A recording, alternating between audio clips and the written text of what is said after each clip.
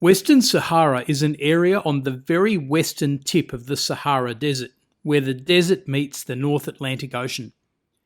Spain had been active there for several hundred years and formally colonised the area in 1884. Following the Second World War, there was a widespread process of decolonisation led by the United Nations. Western Sahara was one of those areas to be decolonised. Spain agreed to leave, but the neighbouring countries of Morocco and Mauritania both claimed that they should take over. In addition, there were local tribes with connections to the land going back centuries.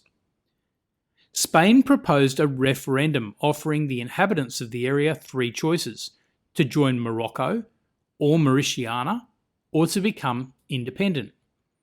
Morocco rejected the idea of a referendum which included the option of independence. The United Nations General Assembly asked the International Court of Justice to consider two questions.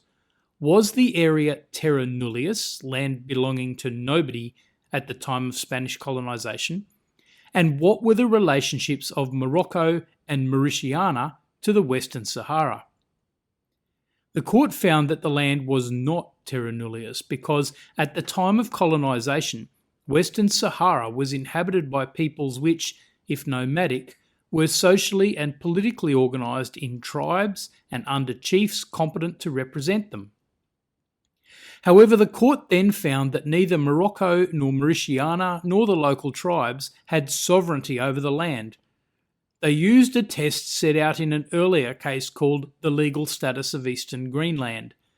The test had two elements, each of which must be shown to exist: the intention and will to act as sovereign, and some actual exercise or display of such authority. The court found that while both Morocco and Mauritania had some level of engagement with tribal leaders and sometimes control over areas of land, it had never risen to the point of acting as sovereign. And they found that Mauritania had never been a unified country capable of acting as sovereign. This answer pleased nobody.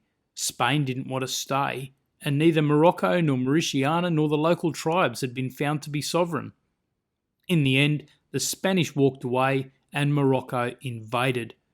There was a brief war, but the status of the area remains contested to this day. The court made important statements about the nature of sovereignty, but it didn't actually resolve the dispute.